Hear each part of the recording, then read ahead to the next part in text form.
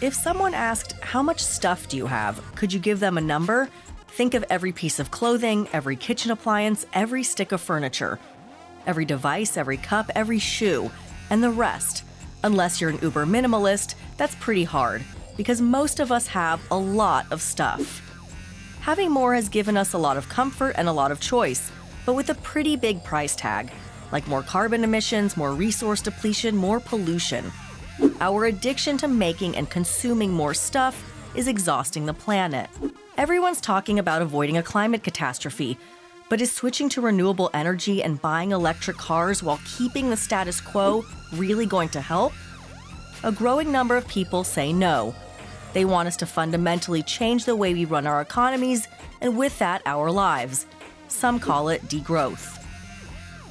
That means making less of the stuff that's bad for our planet while investing more in the things that are good for us.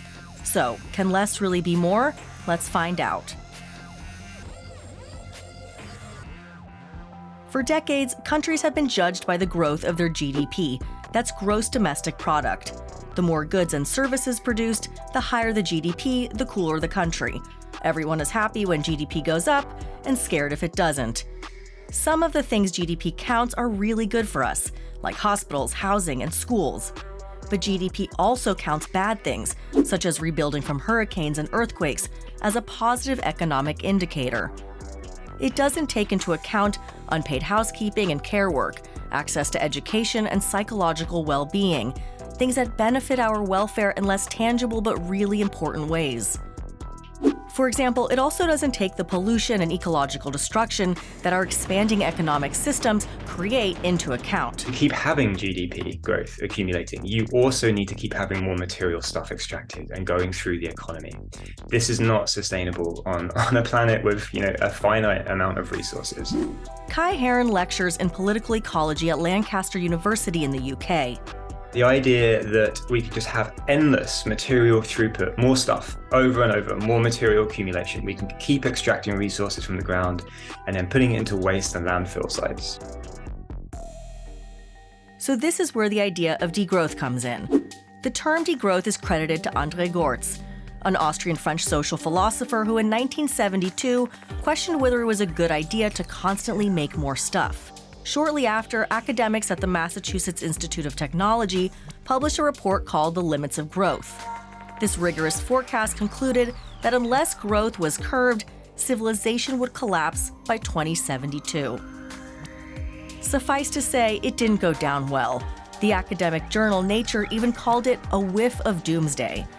Degrowth talk started to crop up again in the 2000s, once data began to show just how irreversibly we were harming the planet.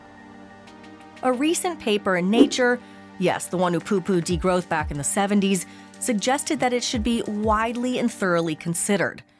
And the term has now made its way into the most recent IPCC report on how to stay below 1.5 degrees Celsius.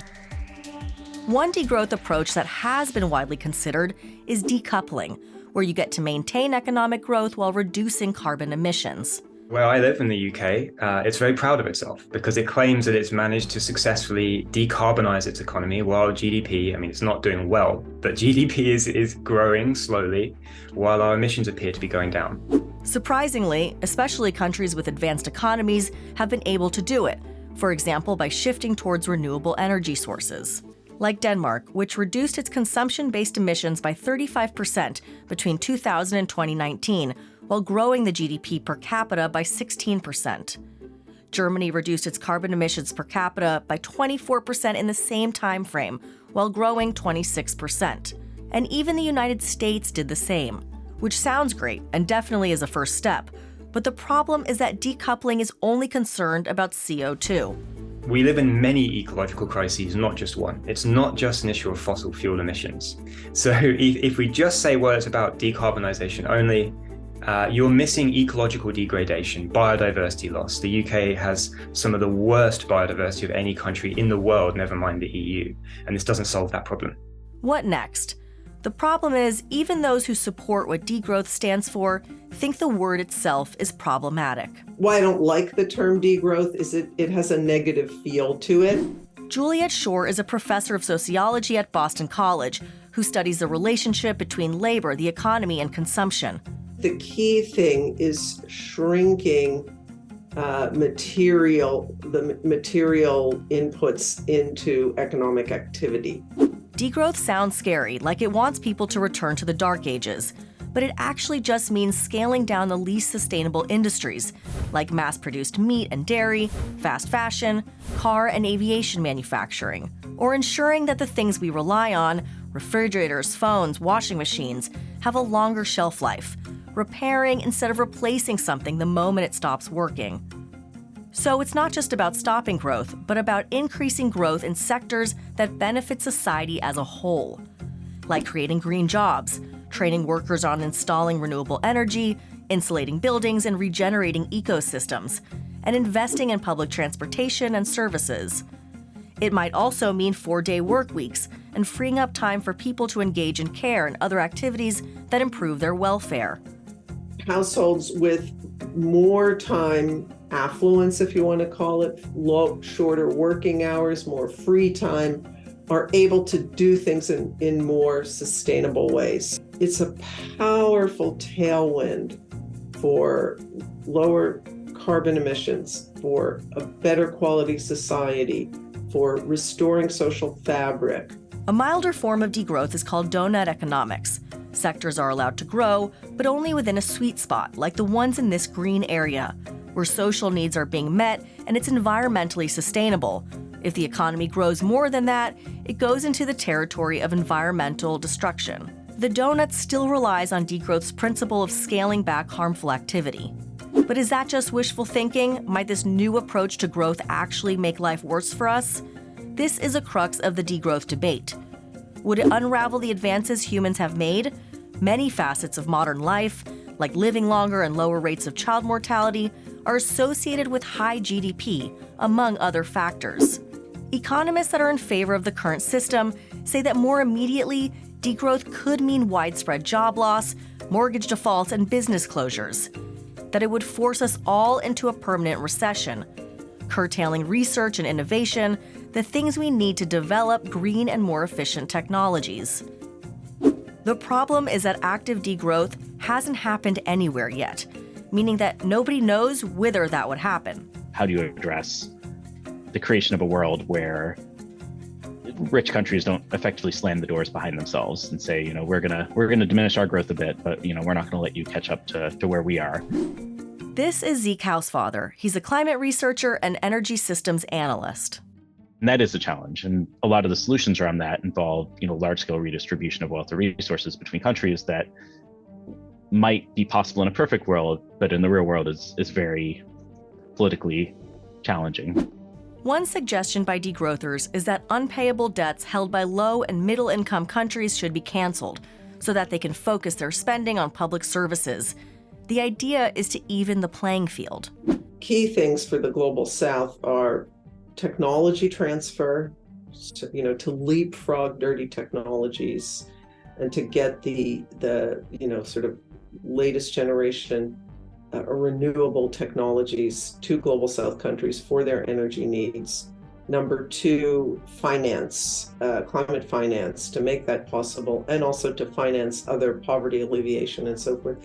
Supporters say that through economic degrowth, the needs of more people could actually be served. People who are working class, racialized minorities in the US, in Europe, or people in the Global South will probably have more, right? They'll have better quality transportation. They would have better insulated housing.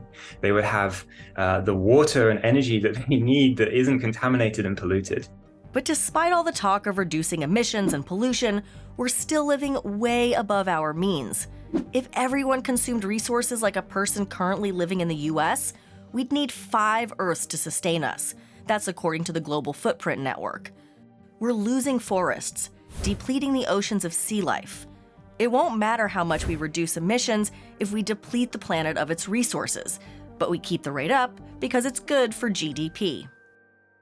Still, we seem to perceive increasing GDP as a sign that we're winning, that, however you frame it, giving it up for the sake of our future on this planet sounds to most people like we're asking them to start losing. If you're waiting for the world to overthrow capitalism to address climate change, you're going to be waiting a long time. So, Is the answer to deliberately slow down economic growth?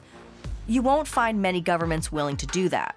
Moving away from GDP, for example, to metrics that value, human impact across a variety of dimensions. The Human Development Index that the UN provides is a good example of that. There's been some experimentation with the country Bhutan and its gross happiness index that they've talked a lot about. And so there might be ways to redefine these metrics of success that would make it more palatable for politicians to embrace things that don't necessarily increase GDP, but increase the average well-being of people in a way that is less resource intensive or destructive. Another example is what former New Zealand Prime Minister Jacinda Ardern did in 2019, when she announced a national budget that prioritized citizen well-being and happiness over GDP and economic growth. Under the budget, all new spending was required to advance government priorities like improving mental health, reducing child poverty, and addressing the inequalities faced by its indigenous population. Degrowthers envision an economy driven by alternative principles. The wager on degrowth is that we need to imagine a different future, a new a new relationship between humans and non-human nature, in which humanity, but also nature, can flourish and thrive and frankly recover from centuries of capitalist accumulation and exploitation and neo-colonial plunder. What do you think? Is degrowth desirable or achievable? Let us know in the comments, and subscribe to our channel for new videos every Friday.